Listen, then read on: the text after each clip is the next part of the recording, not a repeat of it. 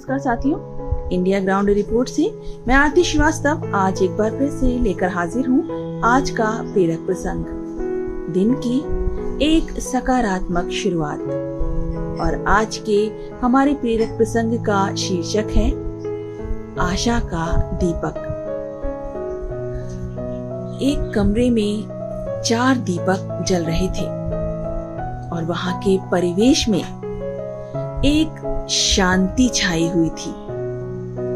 और शांति भी ऐसी थी कि मंद स्वर में की जाने वाली बात को भी आसानी से सुना जा सकता था।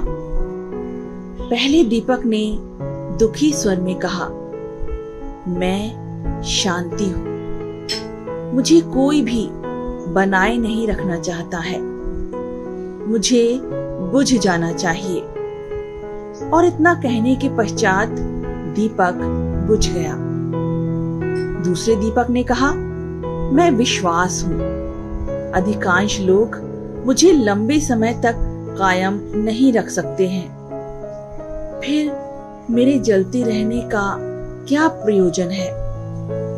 इतने में हवा का एक तेज झोंका आया और उसकी लौ को बुझा दिया। तीसरे दीपक ने निराशा भरे स्वर में कहा, मैं ज्ञान हूं, मुझ में अब जलने की ताकत ही नहीं बची है, क्योंकि कुछ लोग मेरे महत्व को समझते ही नहीं, इसलिए मुझे बुझ जाना चाहिए।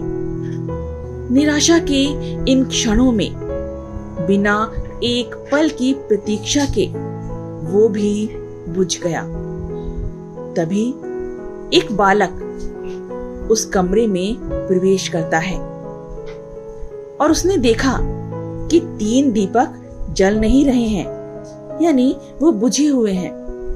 उसने पूछा कि तुम तीनों जल क्यों नहीं रहे हो, जबकि तुम्हें तो आखिरी क्षण तक जलकर प्रकाश देना चाहिए। इतना कहकर वो बालक रोने लगा। चौथा दीपक, जो अभी तक जल रहा था, उसने बालक का रोना देखकर कहा, मेरे जलते रहने पर तुम्हें रोने की कोई जरूरत नहीं है, क्योंकि मैं आशा का दीपक हूं। बालक की आंखों में चमक लौट आई। उसने उस आशा के दीपक से पुनः शेष तीनों दीपों को जला दिया।